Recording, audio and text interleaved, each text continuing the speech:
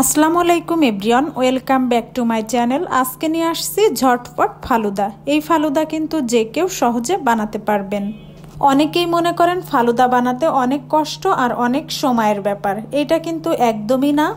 রাঁধুনি ফালুদা মিক্স কিন্তু একদমই এই বিষয়টা সহজ করছে, মানে ফালুদা বানানোটা সহজ করছে। দেখুন এখানে একটা ফালুদা প্যাকেট নিয়েছি, এটা হচ্ছে ম্যাঙ্গো ফ্লেভারের। এখানে মোট 3টা প্যাকেট রয়েছে। 3টা প্যাকেটের 2টাতে রয়েছে জেলু আর একটাতে রয়েছে নুডলস আর সাবুদানা, চিনি, কিশমিশ।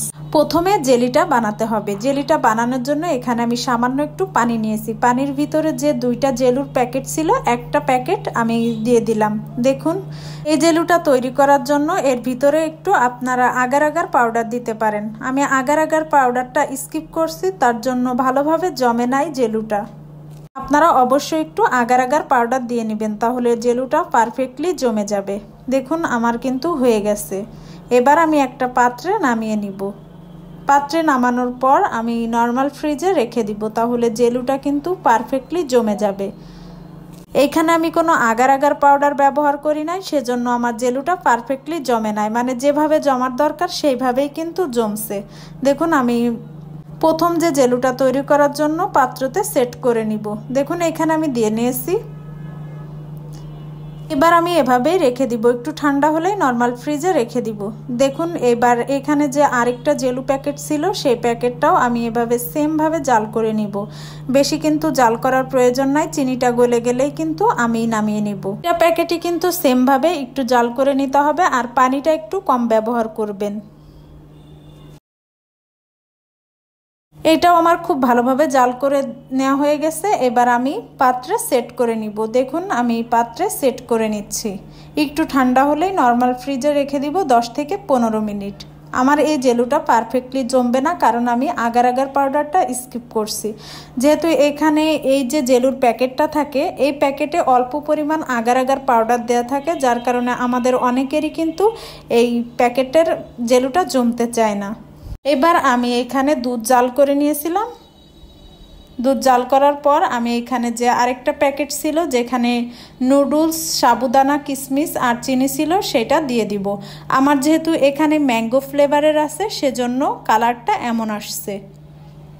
আমার ফালুদাটা সবসময় ম্যাঙ্গো ফ্লেভারেরই ভালো লাগে, সেজন্য আমি এটা ইউজ করি। দেখুন কিছুক্ষণ জাল করে নেওয়ার পর কিন্তু ঘন হয়ে আসছে। যতক্ষণ না নুডলসটা ভালোভাবে সিদ্ধ হয় ততক্ষণ কিন্তু আমি জাল করতে লাগবো। দেখুন আমি আপনাদেরকে উঠিয়ে দেখাচ্ছি।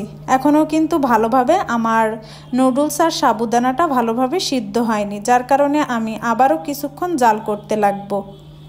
আর বারবার নাড়তে থাকবো যাতে নিচে লেগে না যায়।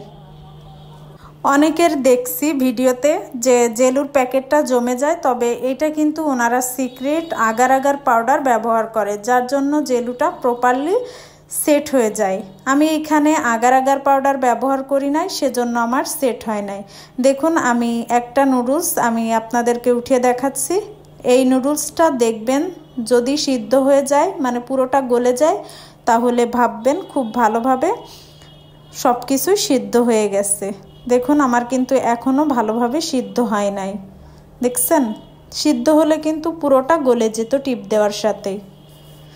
আমি আবারও কিছুক্ষণ জাল করে নিব। এভাবে কিছুক্ষণ জাল করে নিলেই কিন্তু হয়ে যাবে। এই সাইডে আমি ফল কেটে নিব। এখানে আপনারা যে কোনো ফল ব্যবহার করতে পারেন, আপনাদের পছন্দ অনুযায়ী ফলটা ব্যবহার করতে পারেন। এখানে আমি বেদানা, আপেল, কলা আর কালো আঙ্গুরটা নিয়েছিলাম। সবগুলো এবার ছাড়িয়ে নিব আর ভালোভাবে কেটে নিব ফালুদার শেপে, মানে ফল যেভাবে দিতে হয় ফালুদাতে সেভাবেই আমি কেটে নিব আপেল, কলা আর আঙ্গুরটা। দেখুন আমি বেদানাটা ছাড়িয়ে নিচ্ছি। এই ফালুদাটা যে কেউ বানাতে পারবেন। দেখুন এখানে আমি আপেল নিয়েছি, একটা আপেল নিব, বেশি আপেল নিব না, কারণ এখানে আমার যেহেতু 2 জনের জন্য বানাচ্ছি, তো সেহেতু এখানে একটা আপেলেই হয়ে যাবে। এক প্যাকেট ফালুদা মিক্স দিয়ে কিন্তু অনায়াসেই 6-7 জন খেতে পারবে। দেখুন এখানে আঙ্গুরটা কিন্তু কেটে নিচ্ছি, একটা আঙ্গুর 2 ভাগ করে নিচ্ছি, আস্ত দিলে কিন্তু ভালো লাগবে না। আর দেখুন আমার জেলুটা আমি নর্মাল ফ্রিজ থেকেও নিয়ে আসছি। এবার সবগুলো উপকরণ আমি সেট করে নিব। দেখুন আমি ফালুদার জন্য পাত্র নিয়েছি, এবার জেলুটা দিয়ে দিব। দেখুন আমার জেলুটা কিন্তু ভালোভাবে সেট হয় নাই। আমি যদি একটু আগার আগার ব্যবহার করতাম তাহলে ফালুদাটা ভালোভাবেই সেট হতো আর মানে স্লাইস করে কাটাও যেত, তবে আমার কাছে এইটা ভালো মনে হয়। এবার জেলু আর কিছু বেদানা দিলাম নিচে, আর ফালুদাটাও এবার আমি দিয়ে দিব। দেখুন আমি এভাবেই কিন্তু সাজিয়ে নিচ্ছি। সবাই বলবে শীতের সময় ফালুদা কিসের, তো আমি বলবো আমি ঠান্ডাটা স্কিপ করব, এমনি খাবো। আমার বাসায় যেহেতু ফালুদার প্যাকেটটা ছিল সেজন্য এখন খেয়ে ফেলতেছি। আর ফালুদাটা আমার সবসময়ই পছন্দ, ঠান্ডা বলে না, আমার সবসময়ই ফালুদাটা খেতে ভালো লাগে, সেজন্য আমার বাসায় সবসময় ফালুদাটা রাখি। দেখুন আমি এখানে জেলুটা দিয়ে নিয়েছি।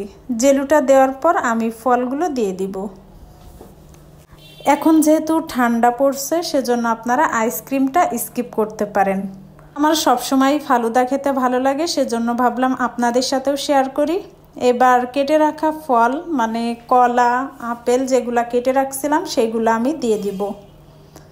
এভাবে আপনারাও খুব সহজে ফালুদা বানিয়ে ফেলতে পারেন।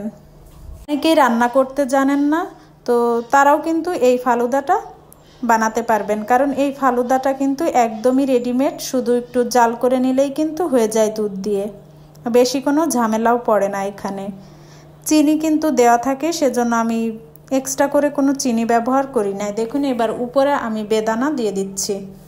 এই ফালুদাটা যে কোনো সময় খেতে পারবেন আপনারা, আর বাসার সবাই কিন্তু এই ফালুদাটা পছন্দ করবে। আর আমি একটা কথা বলি, আমার কিন্তু রেস্টুরেন্টের থেকে বাসায় এই ফালুদাটা অনেক বেশি ভালো লাগে। আপনারা এই রেসিপিটা একবার হলেও ট্রাই করবেন, আর অবশ্যই আমার কমেন্টে জানিয়ে যাবেন কেমন হয়েছে আজকের এই ঝটপট ফালুদা রেসিপি। এইখানে আমি একটাতে আইসক্রিম নিব, আর একটা আইসক্রিম নিব না, কারণ যেহেতু এখন ঠান্ডা পড়ছে সেজন্য এই আইসক্রিম দিয়ে ফালুদাটা না খাওয়াই ভালো। তবে গরমের জন্য বেস্ট একটা ডেজার্ট আইটেম, সেটা হচ্ছে ফালুদা। এই ফালুদাটা আপনারা নর্মাল ফ্রিজে রেখেও অনেক দিন পর্যন্ত খেতে পারবেন, তবে অনেক দিন পর্যন্ত খেতে চাইলে ফলটা স্কিপ করবেন, এমনি রেখে দিবেন, তাহলে দেখবেন যে ভালো থাকবে। যখন খাবেন তখন ফল দিয়ে খেতে পারেন। আজকে আমার এই ভিডিওটা এই পর্যন্ত। সবাই ভালো থাকবেন, সুস্থ থাকবেন। ফিরে আসবো নতুন কোনো এক ভিডিও নিয়ে। আল্লাহ হাফেজ।